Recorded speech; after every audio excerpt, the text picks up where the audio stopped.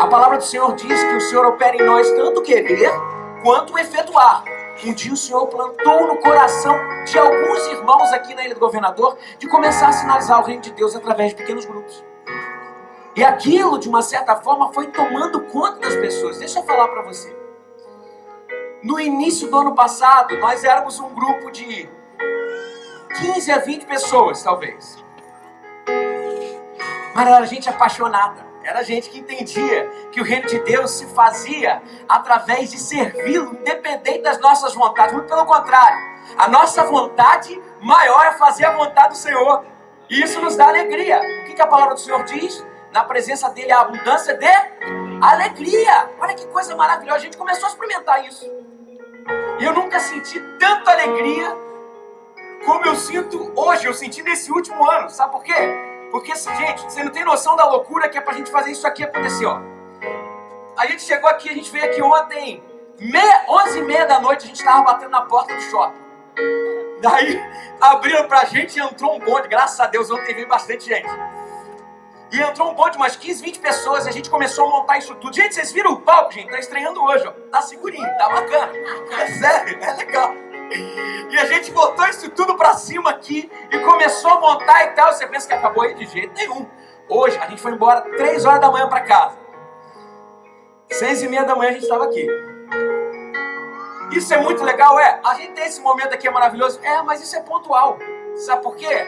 A palavra do Senhor fala pra gente ir e fazer discípulos. E lá no original, mais do que indo fazer discípulos. Eu não entendia isso. Eu pensava que fazer discípulo, a gente está aqui na igreja e depois conversar com as pessoas. Muito pelo contrário. Discipulado é vida na vida. E mais do que isso, essa estrutura toda que teve aqui, teve muita noite mal dormida. O povo que está fazendo stream aqui, muita noite mal dormida. Vocês não tem noção, gente? Vocês estão vendo esse monte de laptop aqui? De celular? Isso tudo é o seguinte, é a maior tecnologia que uma igreja pode ter. Você não tem noção, pelo menos pra gente E agora já está tendo edição de imagem simultânea. São 4 câmeras, 3, 4 câmeras. E já está ali o Renato fazendo edição de imagem simultânea. Olha que coisa maravilhosa. Isso tudo é muito legal. Mas eu vou falar, eu aprendi que a forma mais eficaz de a gente ser relevante no reino de Deus não é através de uma estrutura boa, mas é de coração quebrantado. Gente, como isso mudou pra mim? Sabe o que eu fiz? A gente começou a abrir a nossa casa. E abrir casa é mole. Sabe o que tem que fazer? Mandar um WhatsApp pro amigo, você tá orando e fala, cara, vem aqui em casa tomar um café. Vai ter um grupo da igreja aqui, muito legal, bacana, super legal. Aí o cara vem, aí chega lá, a gente enche o cara de carinho, enche o cara de amor. E eu entendi que no mundo secularizado, da pós-modernidade, em que os relacionamentos são totalmente afastados, quando a gente oferece amor de Cristo, as pessoas vêm. E as pessoas ficam. A gente está num momento crucial da história, em que o diabo pensou que afastando a gente o negócio ia dar certo. Mas há um clamor no ser humano, isso aí o sociólogo chamado Peter Berger fala, há um clamor no ser humano, que só é cumprido, só é abarcado por relacionamento. Você é ser humano porque você se relaciona e você tenta dar sentido. E quando a gente entendeu isso, que o que nos afastava, que Satanás colocou na pós-modernidade, isso poderia ser usado como grande ferramenta, se a gente oferece um lugar em que as pessoas são envolvidas e se relacionam de forma amorosa, pronto, bingo.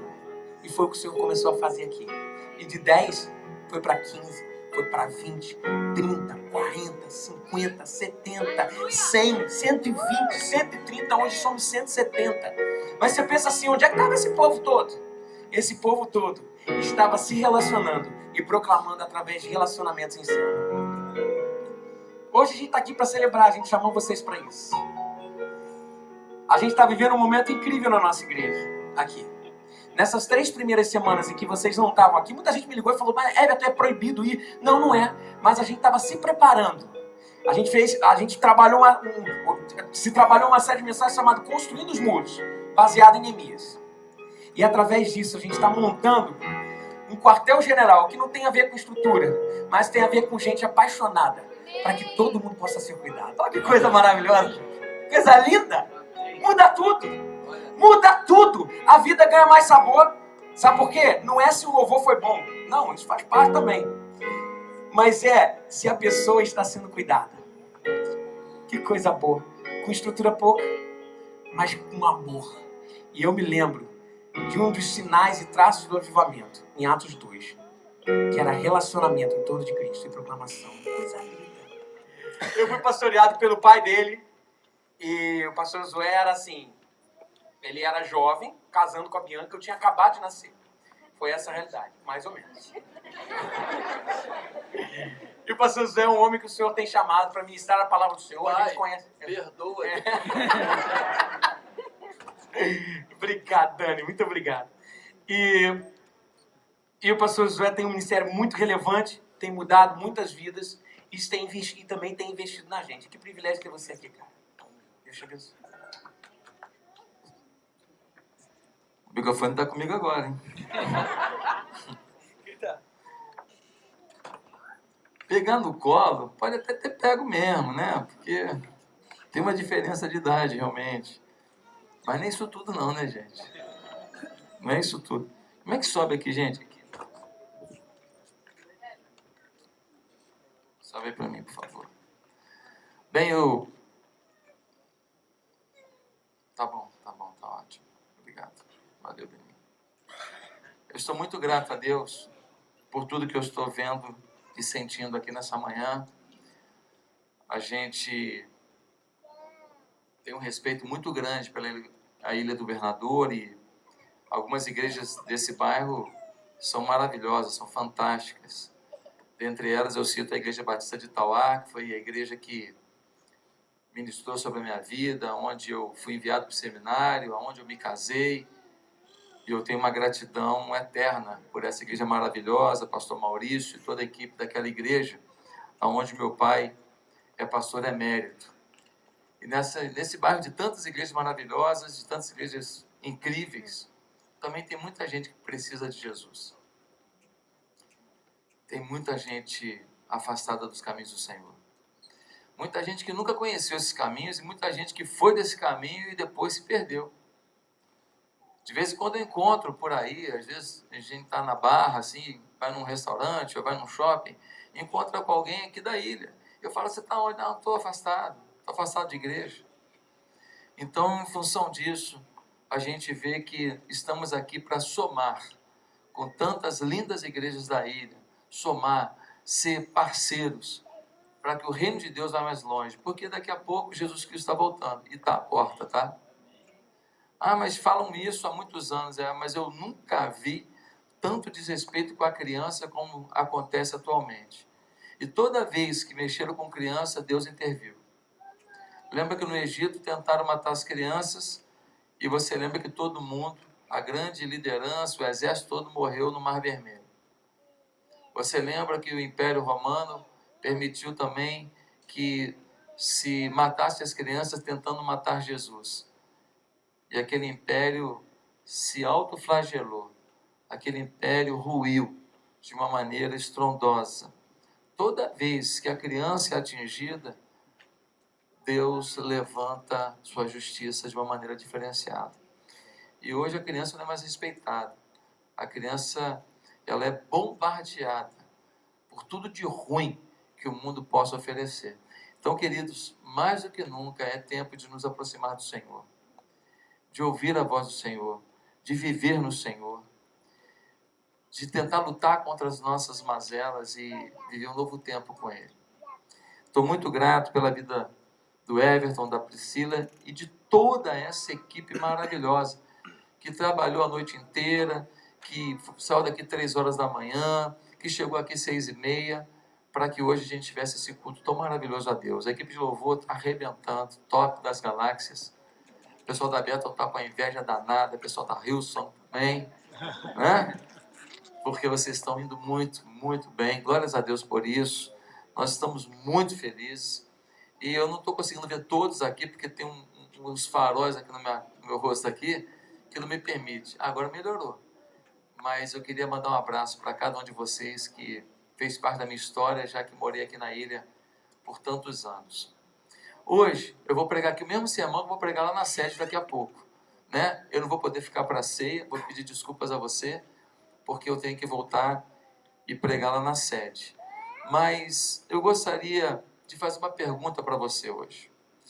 E a pergunta é: qual o nível da sua espiritualidade?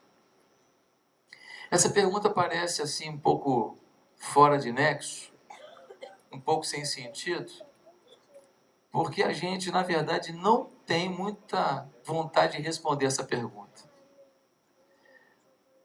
De 0 a 10, que nota você daria para a sua intimidade com a palavra de Deus?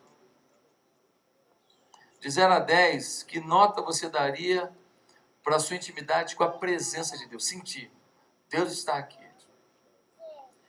De 0 a 10, que nota você dá para o seu envolvimento com as coisas de Deus?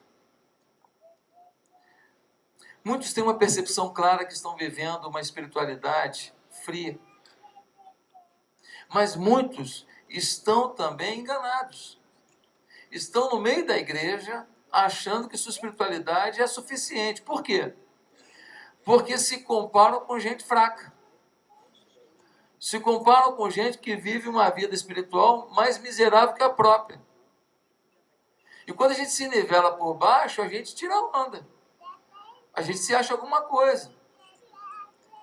Infelizmente, muitas pessoas ainda não entenderam com clareza o que é a espiritualidade. E com certeza não é religiosidade. Com certeza não é aquilo que a gente entende por participar de culto, ir numa reunião, estar no local, dar um dízimo e ir para casa. Com certeza é muito mais do que aquilo que a gente credencia no nosso coração como sendo uma verdade suficiente. A espiritualidade independe do dia a dia que se vive, se é bom ou se é ruim, independe da oferta que se tem, se é lícita ou ilícita, se dá muito lucro ou pouco lucro, independe das tentações ao redor.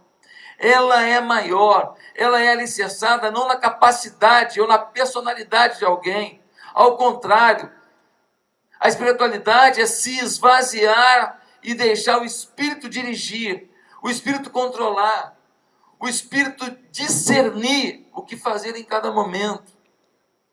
Meus amados, espiritualidade é algo muito mais sentido, muito mais interno. Até se reflete no externo, mas é como fruto do que se vive por dentro. Espiritualidade é alguma coisa como o fio de alta tensão, que muitas vezes você olha para ele, não dá nada por ele, mas mete a mão para ver o poder que tem. Às vezes não faz barulho nenhum, mas segura nele para ver a carga que tem. Espiritualidade é alguma coisa que faz com que quando alguém que tem essa espiritualidade avançada, essa intimidade com Deus, alicerçada, chega no ambiente, o aspecto do ambiente, os pensamentos do ambiente, o rumo do ambiente muda. Quando você chega num lugar e você está muito firme em Deus, as pessoas se sentem constrangidas de pecar. Eu me lembro que muitas vezes no futebol, o camarada fala um palavrão, depois ele fala assim: pastor, foi mal aí. Não precisava falar. A boca é do indivíduo, ele falou o que ele quis, eu não sou dono da pelada. Mas há um constrangimento de fazer o que é errado diante de alguém que lhe lembra o que é certo. Agora, a espiritualidade frágil pode significar algumas coisas. Eu queria que você pensasse nisso. Pode significar, por exemplo, falta de conversão. Falta de conversão. Às vezes a pessoa não é convertida. Romanos 8,14 diz: porque todos os que são guiados pelo Espírito de Deus, esses são filhos de Deus. Se você não é guiado pelo Espírito, filho você não é. Se quem guia a sua vida é você, não tem nada a ver com Deus isso. Faltou uma mudança de paternidade. Faltou uma experiência pessoal com Jesus. Um outro motivo para uma espiritualidade frágil é a falta de vida devocional. É gente que quer viver uma vida intensa com Deus, mas com um tempo desprezível com Deus. Mas se nós não quisermos viver o que eles viviam, como teremos os milagres que eles tinham? Mas também falta para muita gente, gera também uma espiritualidade frágil, falta é vontade de trabalhar. É muita preguiça. Tem crente que é muito ativo para tudo na vida dele. Para ganhar dinheiro, para poder ter sucesso, para ser promovido, para fazer um curso. Mas para o reino de Deus, pensa no Zé Preguiça. Pensa num cara que vai para a igreja com uma rede. Chega no culto, ele pendura de um lado do outro. E o pastor, numa poltrona dessa, já deve ter uns 3 dormindo aí. Porque eu não estou vendo cada luz. O sermão está mais ou menos assim, para dar uma dormida num cantinho. Fala, pô, aqui é bom demais. Né? Daqui a pouco a gente vai poder ficar aqui no teatro, aqui no cinema. Vai ter um lugar enorme para a gente ir. Mas aí o cara fala, não, mas essa poltrona aqui, eu não quero sair daqui não. Tá bom demais. Tudo que eu pedi a Deus. Ele bota até o despertador no bolso para tremer. Na hora que acaba o culto, né? Entendeu? Ele dorme, mas acorda certinho na hora de ir embora. Gente, pelo amor de Deus. Quantos é preguiça na igreja hoje? Como tem gente? Tem gente que sai da nossa igreja. Pastor, mas a igreja, vocês crescem tanto. Não é só gente vindo, não. Não, sai. Um dos motivos. Que é muita pressão. A pressão por que não? Porque aqui tem célula. Mas ir para a casa dos irmãos, conviver. Mas é porque eu tenho muita ocupação. Você não tem tempo para os irmãos para conviver, bater papo, orar junto, lanchar. Que cristianismo é esse sem gente? Que cristianismo é esse sem comunhão, irmãos? Mas tem um último motivo que gera espiritualidade frágil em muita gente, sabe o que é? São os falsos referenciais. Quem que te alimenta espiritualmente hoje? Hoje com a internet você bebe da fonte que quiser. Tem os youtubers gospel. Nada contra isso, mas a maioria é porqueira. A maioria, quando eu vou nos congressos por aí, pergunto ao pastor do indivíduo qual é a vida que ele tem, qual a submissão que ele tem, qual a humildade que ele tem, as frases que eu escuto são frases ruins. São meninos de Deus, meninos, ainda não homens de Deus. Estão achando que eles é que estão ensinando ao Brasil a viver uma fé genuína. E chamam todo mundo de religioso. Mas começaram ontem. Só sabem usar muito bem as redes sociais. E às vezes você bebe dessas fontes. Às vezes você bebe da fonte de um cantor que gera um momento de adoração muito grande. Mas você não sabe a vida dele. Você não convive. E aí ele fala uma frase lá e você come aquela frase, mastiga aquela frase, se alimenta aquela frase que vai destruir a tua espiritualidade, aquela frase que vai desconectar você da sua igreja, aquela frase que vai fazer você, às vezes, se tornar um crítico da igreja. E eu sei do que eu estou falando. Meus amados, qual é o seu nível de espiritualidade? Uma boa pergunta hoje é, quando alguém pode afirmar que está vivendo uma espiritualidade ideal? Quando? Atos 16 responde. E eu queria ler com você Atos 16, porque eu estou começando uma série de mensagens sobre o Espírito Santo lá na sede, hoje novamente, de tempos em tempos eu faço isso, e eu vim pregando Atos 1 até o 15, agora hoje estou começando o 16, e diz assim Atos 16, chegou a Derbe e depois a Listra, onde vivia um discípulo chamado Timóteo. Sua mãe era uma judia convertida e seu pai era grego. Os irmãos de Listra e Icônio davam bom testemunho dele. Paulo, querendo levá-los na viagem, circuncidou-o por causa dos judeus que viviam naquela região, pois todos sabiam que seu pai era grego. Nas cidades por onde passavam, transmitiam as decisões tomadas pelos apóstolos e presbíteros em Jerusalém, para que fossem obedecidas. Assim as igrejas eram fortalecidas na fé e cresciam em número cada dia. A visão de Paulo entrou. Paulo e seus companheiros viajaram para a região da Frígia e da Galáxia, tendo sido impedidos pelo Espírito Santo de pregar a palavra na província da Ásia. Quando chegaram à fronteira da Mísia, tentaram entrar na Bitínia, mas o Espírito Santo de Jesus os impediu. Então, contornaram a Mísia e desceram a Trode. Durante a noite, Paulo teve uma visão, na qual um homem da Macedônia estava em pé e suplicava: passa a Macedônia e ajude-nos. Depois que Paulo teve essa visão, preparamos-nos imediatamente para partir para a Macedônia, concluindo que Deus nos tinha chamado para lhes pregar o Evangelho. Partindo de Troade, navegamos diretamente para a Samotrácia e no dia seguinte para Neápolis.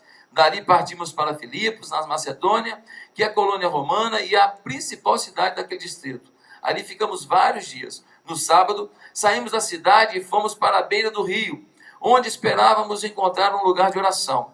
Sentamos-nos e começamos a conversar com as mulheres que haviam se reunido ali. Uma das que ouviam era uma mulher temente a Deus, chamada Lídia, vendedora de tecido de púrpura da cidade de Tiatira. O Senhor abriu o seu coração para atender a mensagem de Paulo. Tendo sido batizada, bem como de sua casa, ela nos convidou dizendo: se os senhores me consideram uma crente no Senhor, venham ficar na minha casa. E nos convenceu. Certo dia, indo nós para o lugar de oração, encontramos uma escrava que tinha um espírito pelo qual predizia o futuro. Ela ganhava muito dinheiro para os seus senhores com adivinhações. Essa moça seguia a Paulo e a nós, gritando: esses homens são servos do Deus Altíssimo e lhes anunciam o caminho da salvação. Ela continuou fazendo isso por muitos dias.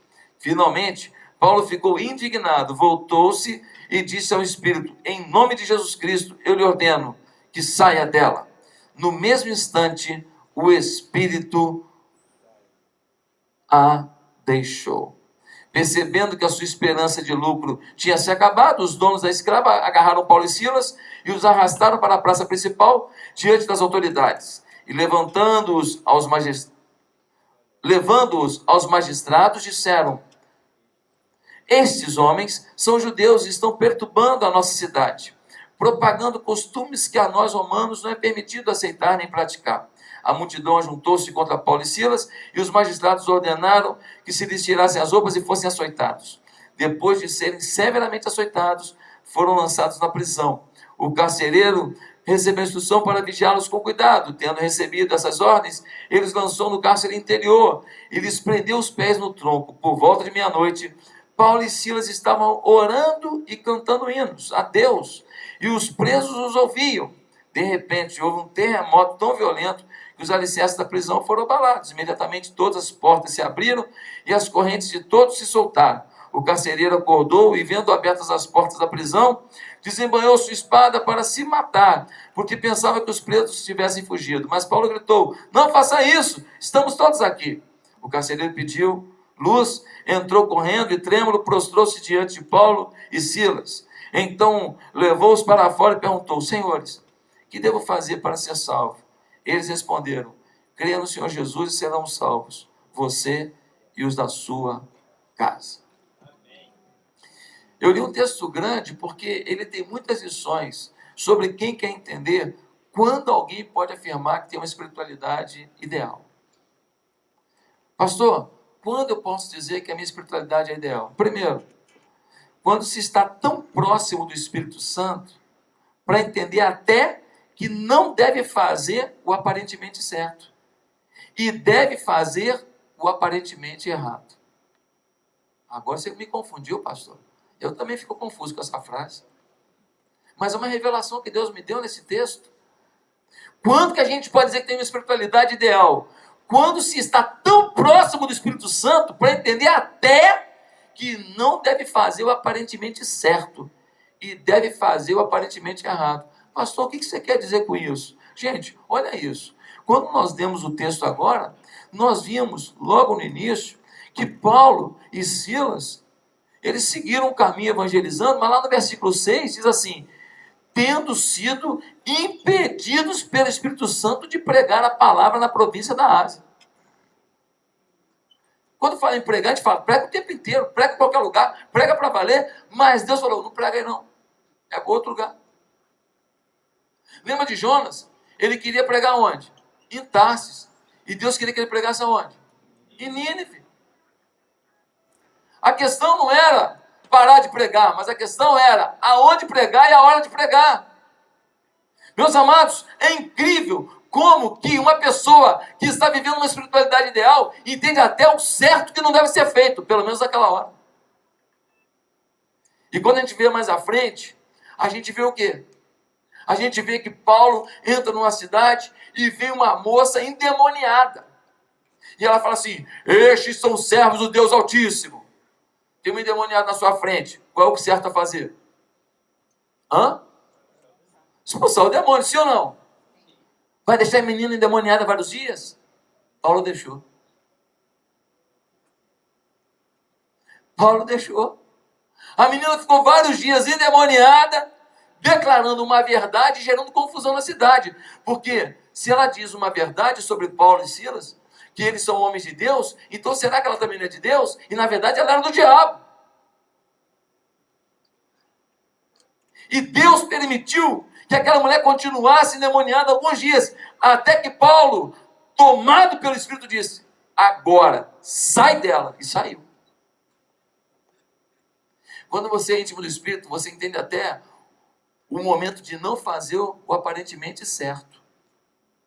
E o momento de fazer o aparentemente errado. Aparentemente errado deixar a mulher endemoniada. Mas Deus tinha um propósito nisso. Tem que ter muita intimidade para perceber essas nuances. Tem que ter muita intimidade para compreender o que Deus está dizendo. Agora, queridos, será que nós temos intimidade para perceber até isso? Será que nós temos intimidade para perceber até o certo, mas a hora do certo? O jeito do certo? Com quem fazer o certo? É aquela pessoa que reclama com o marido. Tá certo, tem que reclamar. Se o marido não está atendendo alguma demanda, tudo bem. Mas qual é a hora para fazer? Como fazer? Reclamar com o patrão. Pô, legal reclamar com o patrão. Pode reclamar, olha, patrão, acho que não. Mas no dia que você deu um prejuízo para ele, acho que não é um bom dia, não. Ajuda a irmã aí, querido. Pode ser Jesus que quer falar comigo aí.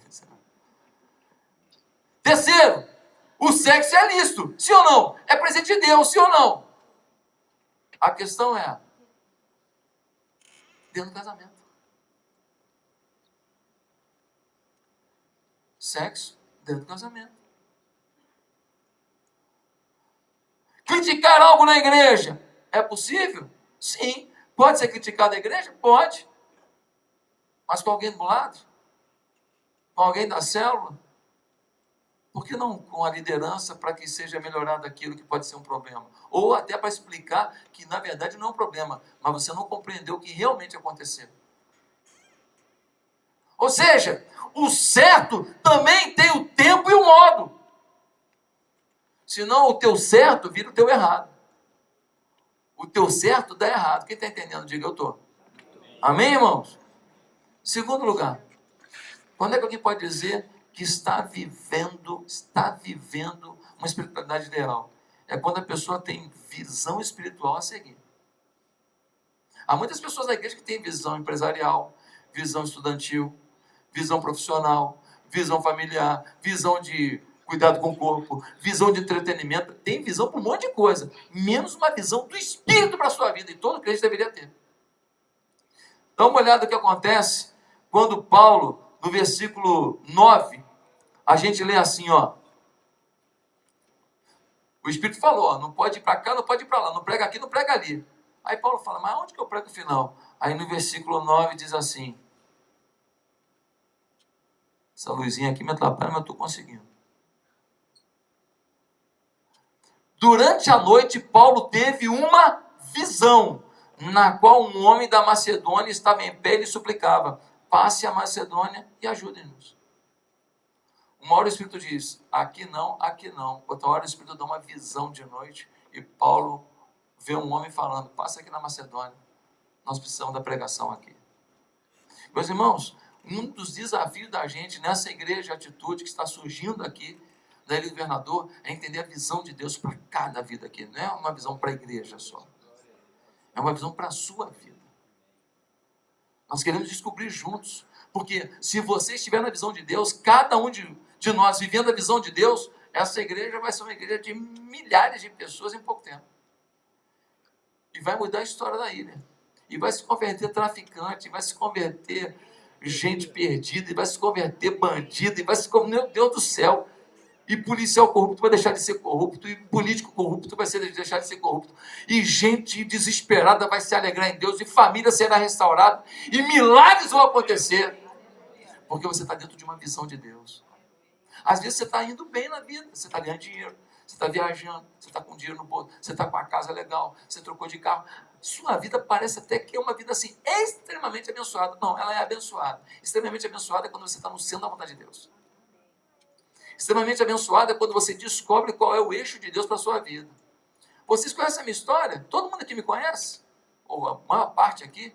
Eu fui criado aqui na ilha. Eu vim para cá com 14 anos. Eu estava bem empregado, eu estava numa boa, eu tinha um apartamento aqui no Jardim Guanabara, com pouco tempo de trabalho, eu já tinha comprado um apartamento, eu tinha carro zero, a minha mulher tinha carro zero, a nossa vida estava fluindo. Chegou o momento de ir para o seminário, mas continuei trabalhando. Chegou o momento de aceitar um convite para ir para Ipatinga, Minas Gerais. Deixar o meu emprego no banco de investimentos. A Bianca deixou o emprego dela numa empresa de saúde. Deixar o nosso apartamento, deixar os meus amigos, que muitos deles estão aqui. Muitos aqui é gente que eu sou apaixonado. A gente pode ficar sem se ver 10 anos. Aqui dentro tem uma semente forte. Estava vendo aqui, filhinha do Christian, cantando. Falei, meu Deus, o cara é velho pra caramba mesmo, né? Porque a filha dele, que é uma moça tão linda, e a gente comia pizza junto, brincava tanto junto. E tem outros aqui que eram dessa juventude comigo. Gente, pelo amor de Deus, quando eu fui para Ipatinga, parecia que eu tinha andado para trás, mas foi o grande salto da minha vida. Eu fui para ganhar um terço do que eu ganhava, mas eu fui para ganhar tudo o que o dinheiro não compra. Eu fui para ficar distante das pessoas que eu amava, mas eu fui para ter o amor de pessoas que eu nunca sonhei. Quando a igreja cresceu lá, avançou lá, eu me tornei uma pessoa conhecida na cidade. Era posse do prefeito, eu que pregava. Era aniversário do shopping, eu que pregava. Era dia do vereador, eu que pregava. Eu me tornei uma pessoa assim, que tinha já uns caminhos na cidade, bem entrosado, vivendo bem, não pensava em voltar para o Rio. Deus me traz para uma escola municipal. Isso aqui que vocês estão vivendo aqui, vocês estão no paraíso. Isso aqui é o céu. Nosso início numa escola municipal, fedida, barata para lá e para cá. Um dia no culto a barata me sai de trás de uma cortina. Já contei isso 1000 vezes, 1585 vezes. A barata sai assim. Gente, estava lotado nesse dia, a igreja tinha umas 30 e pouca pessoas. A barata sai assim, mas um barataço. Gente, aquela barata sai assim, eu falei, meu Deus, essa barata sobe na perna de alguém, acabou o culto. E eu pregando ali a barata, cara, e ela andando assim, tipo assim, acho que ela queria se converter. Eu falei, tá aceito, então vai pro céu. Pisei. Vai pro céu logo, pra todo mundo se arrepender de... Gente, incrível, mas são histórias que a gente canta hoje. Aqui, o dinheirinho tá aqui. Eu tava com R$400 para comprar um baixo velho. Num dia anterior, a gente falou assim, vamos comprar um baixo velho? Vamos, porque a gente não tem dinheiro para comprar baixo. Não tinha baixo na igreja. E eu gosto de um baixo, né? Ele dá um ritmo bom na música e tal. Aí vamos comprar um baixo. Aí tinha R$400. Só dava para comprar um baixo usado no jornal Balcão, falecido, né? Morreu? Alguém foi no enterro? Não. Então, eu vou comprar. Aí, meu cunhado chegava no dia seguinte de viagem. Aí eu fui pro debate na rádio. Quando eu chego em casa, minha esposa cobre meus olhos e fala assim, surpresa, no dia que a gente já comprou o baixo velho. Baixo, que eu tô falando, é o contrabaixo, tá? Instrumento. Aí, quando eu chego, vejo uma caixa, um case. Aí eu olho o case, falo, não sei nem se tem violão dentro, mas o case, se eu vender, já compro um baixo melhor. Quando eu abri, o que tinha dentro? Um baixo. Virei pro meu cunhado, falei, o que é isso? Eu estava voltando, aí numa escala em Miami, encontrei com o pastor Gaiki, falei com ele que era teu cunhado, aí ele falou, você vai pagar de Josué? Pô, rapaz, eu tô com um baixo aí, que um cara lá de Boston sentiu de Deus ontem de mandar pro pastor Josué. O Deninho tá aqui na minha frente. Aí eu falei, meu Deus, De tarde ele foi lá, que era amigo do meu cunhado, foi lá na igreja, foi lá em casa. Quando ele chega lá em casa, ele regala o olho desse tamanho assim. Pastor, que é isso? Eu falei, o que foi? Esse baixo aqui é o SP, sei lá o quê. Falou os códigos todos, que esse maluco, né, de música, sabe tudo, né? Pá, pá, pá, pá, pá. Gente, fui ver o valor do baixo, $1.000 e tantos. Eu comprei de R$ 400. O baixo valia $1.000 e tantos. E o Deninho que viu lá. E esse baixo está até hoje na igreja. Está até hoje na igreja. Um baixo top. Esse é o Deus que a gente precisa conhecer. Eu cansei de viver da religiosidade dos outros. Eu cansei de me emocionar num culto pelas palavras, pelas músicas dos outros. Eu queria ter experiências minhas com o Senhor. E você? E você? Quando uma pessoa tem uma visão espiritual a seguir, ela pode dizer, eu estou vivendo uma espiritualidade legal, ideal. Terceiro lugar, quando uma pessoa está vivendo uma espiritualidade ideal, é quando a pessoa está disposta a obedecer a uma visão espiritual. Porque às vezes você tem a visão espiritual, mas não quer obedecer. Quando eu tive que ir para Ipatinga, eu tinha que renunciar a alguma coisa. Eu tinha que renunciar a alguma facilidade. Eu tinha que renunciar a um comodismo.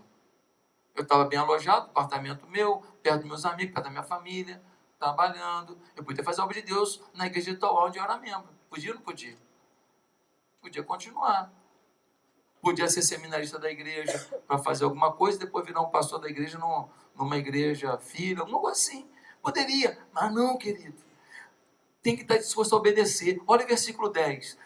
Depois que Paulo teve essa visão, preparamos-nos imediatamente para partir para a Macedônia, concluindo que Deus nos tinha chamado para lhes pregar o evangelho. Ou seja, é obediência. Se Deus mandou, eu vou.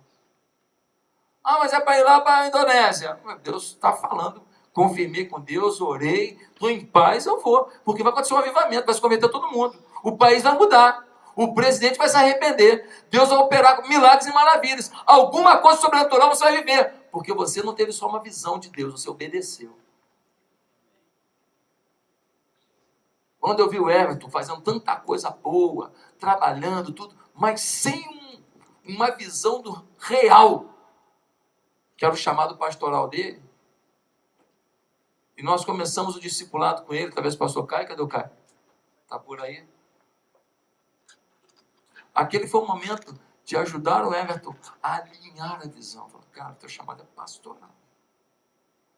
Agora você pode pastorear em vários formatos. Esse é o formato de pastorado que a gente entende nas Escrituras. Quer viver isso?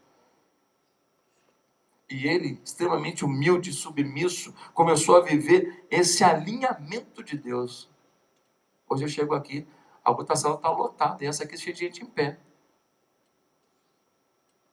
Deus está com a mão quando você decide obedecer. Mas olha o sacrifício. Olha quanto investimento. Ir lá para a Barra, gastando dinheiro. Indo para as reuniões com a gente dos pastores de manhã cedo, na terça-feira. Abrindo mão de estar trabalhando. Abrindo mão de estar ganhando dinheiro. Gastando em vez de ganhar. Aí Deus começa a operar esses milagres. Na sua vida, querido. A hora que você estiver disposto a pagar o preço, você pode ter certeza. Deus vai fazer uma conta, não maior para você pagar, mas Deus vai chegar junto com o cheque dele. Lembra de William Carey? Ele estava na Inglaterra, ele era um artesão, ele confeccionava, consertava sapatos, e ele estava lá vivendo uma vida tranquila. Ele vira para a igreja batista lá e fala assim, nós temos que fazer missões, nós temos que ir pelo mundo pregando. Aí o líder lá do conselho de pastores fala assim, se Deus quiser salvar o mundo, ele que salve. Ele dá o jeito dele. O William Carey pega a família, vai para a Índia. Lá no final do século XVIII. Pensa num sofrimento. A Índia hoje é complicada. Imagina aquela época.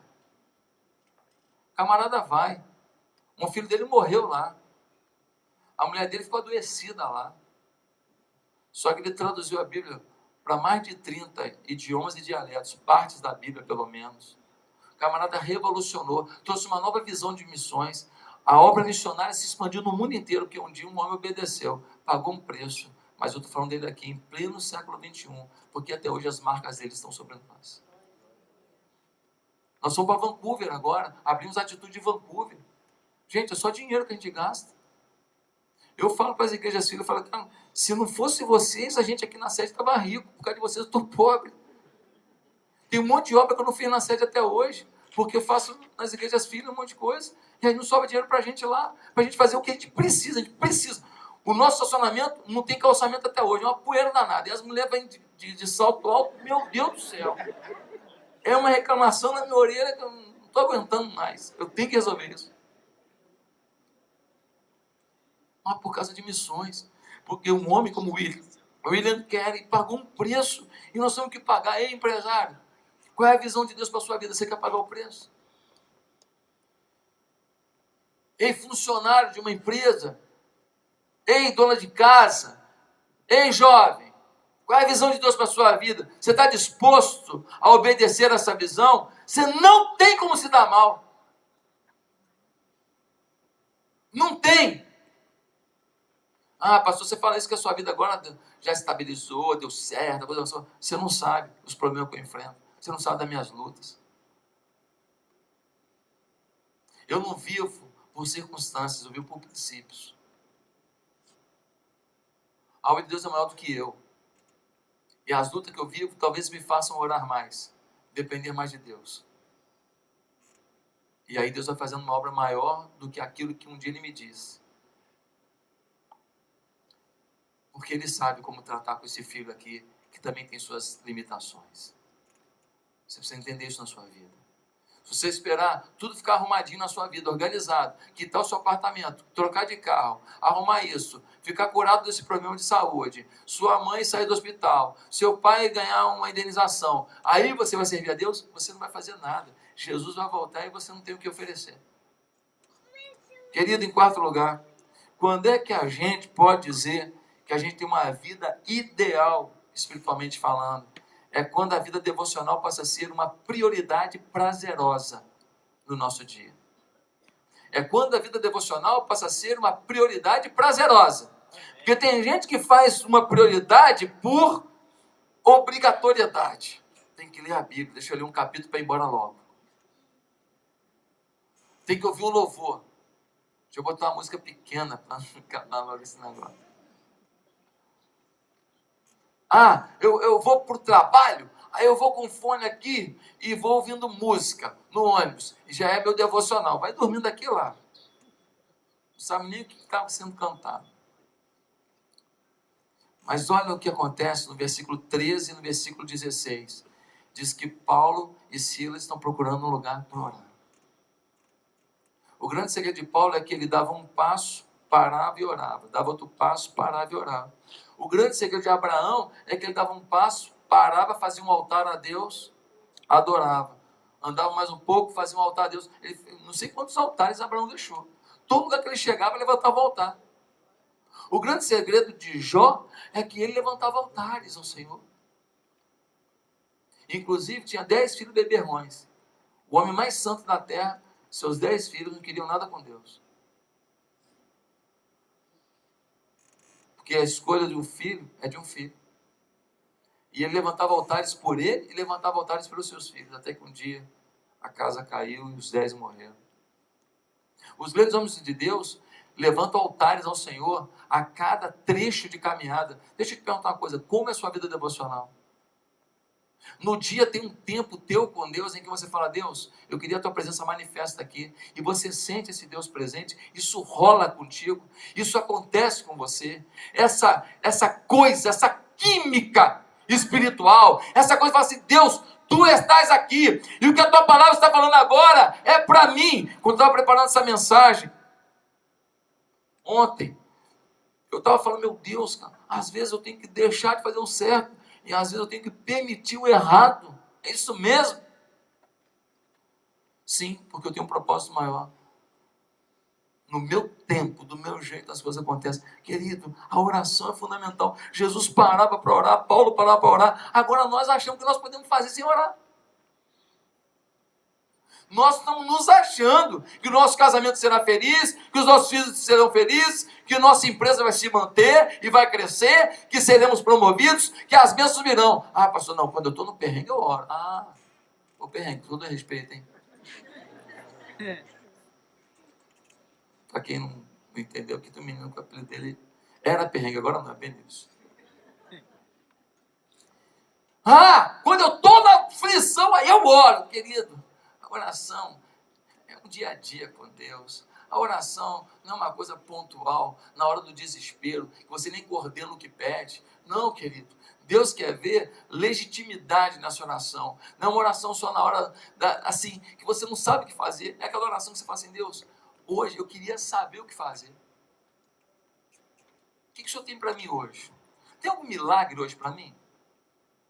Vai passar alguém no meu caminho? Vai sentar alguém do meu lado no ônibus? Eu vou encontrar com alguém no restaurante? Senhor, me sinaliza isso. Você não gostaria de ter uma experiência do tipo, o Espírito Santo tocar na sua vida, você está dentro de um restaurante, lá no centro da cidade, você trabalha no centro, aí você vai uma pessoa e fala assim, eu queria te falar uma coisa. Eu queria dizer que Deus vai atender essa semana tua necessidade. Posso orar por você? E a pessoa se derramar em choro, dizendo, essa semana eu tenho uma resposta sobre a minha saúde. E aí ela te liga depois e fala assim, você tinha razão, a resposta veio e foi positiva. Você não gostaria, não? Você não gostaria de ser usado por Deus por coisas maiores? Ah, pastor, tem que ter um dom, não tem que ter um dom, não, tem que ter vergonha na cara. Tem que ter vida com Deus, tem que ter vida de oração, de Bíblia. Tem que passar tempo com Ele, irmão. Tem que fazer que nem aquele evangelista lá do século XVIII, que começou a buscar Deus, foi crescendo espiritualmente, chegou uma hora que ele ficou fraco espiritualmente. Sabe o que ele fez? Entrou numa floresta, sem comida, e falou, Deus, olha só saio daqui quando tua chama me atear fogo de novo. E eu não estou sentindo nada do Senhor, mas aqui, só vou sair daqui quando pegar fogo. Enquanto eu estiver frio desse jeito, eu vou ficar aqui. Se eu tiver que morrer, a culpa é sua. Brigou com Deus. Brigou com Deus que queria mais de Deus. Você está entendendo? Em último lugar, quando é que você pode dizer que tem uma espiritualidade ideal? É quando as ameaças da vida não tiram a tranquilidade da fé. É quando as ameaças da vida não tiram a tranquilidade da fé. Eles foram presos porque eles expulsaram o demônio de uma menina. A menina ficava falando, esse é servo de Deus Altíssimo, confundindo. Todo mundo pensava que ela era de Deus também. Ela não era, ela era ligada à feitiçaria, macumbaria. Aí Paulo vai e fala, sai dela. O demônio sai na hora. Os donos daquela moça que ganhavam dinheiro com as adivinhações dela, pegaram Paulo, levaram para a praça, chamaram as autoridades, eles estão perturbando a nossa cidade e tal. Eles são açoitados. Sabe o que é açoite? Fios de couro, pedaços de osso, pedaços de metal na ponta. Aquilo quando bate no corpo, bate, crava. Quando puxa, rasga.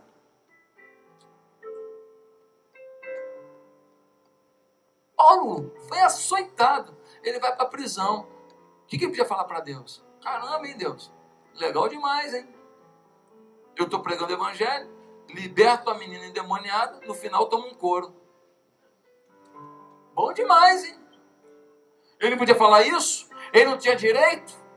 Ele podia falar assim, Deus, não estou entendendo nada. Por que isso está acontecendo? Pelo menos perguntar ele podia, mas não. Diz que perto da meia-noite, foi isso que a gente leu? Versículo 25. Por volta da meia-noite, Paulo e Silas estavam orando e cantando hinos a Deus. E os outros presos os ouviam. Pelo amor de Deus, hein? Já imaginou o que é isso? Você toma uma surra porque está pregando o evangelho. Meia-noite, você cantando. Imagina aquelas feridas doendo, ardendo. Imagina aquela posição que você não pode nem encostar, você não pode deitar. Porque está tudo ferido. Você tem que ficar sentado. Você não pode encostar. Você não tem direito de relaxar. Mas perto da meia-noite, no meio das dores, das lutas, das pressões, eles louvavam ao Senhor e cantavam poderoso Deus. Poderoso Deus, poderoso Deus, estamos aqui. Os presos no início falaram, esses caras são doidos, hein? Mas depois o Espírito começa a trabalhar o ambiente. E aí um terremoto vem.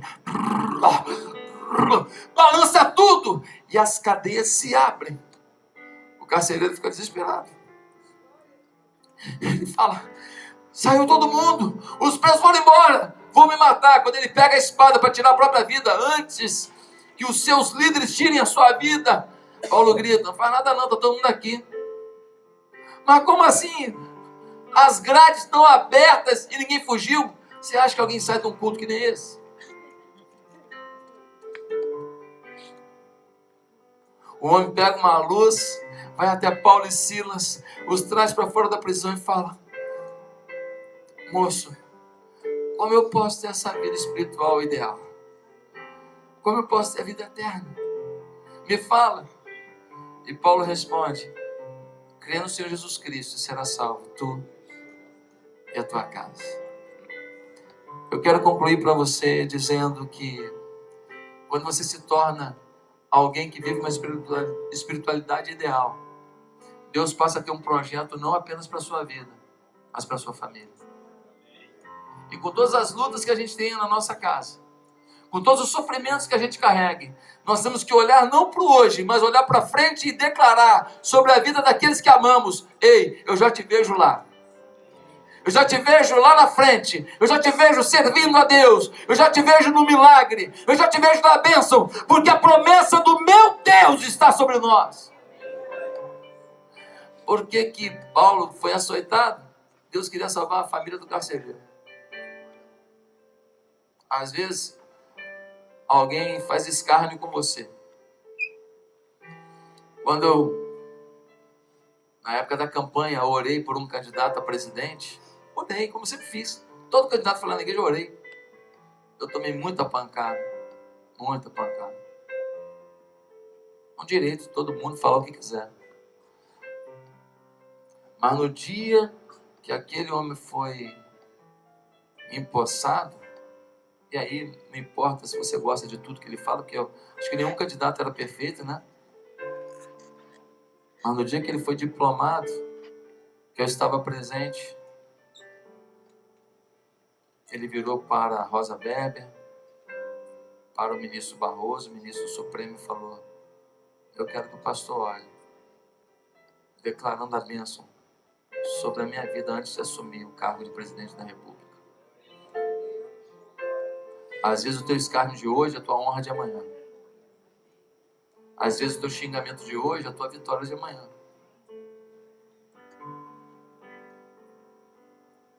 E essa nação inteira recebeu pela primeira vez na história, uma oração na diplomação de um presidente da República. Independente de quem está lá, Deus vai fazer. Porque nós estamos orando. Nós estamos pedindo a Deus. Quero que você entenda isso. Nada é perfeito. Deus é perfeito.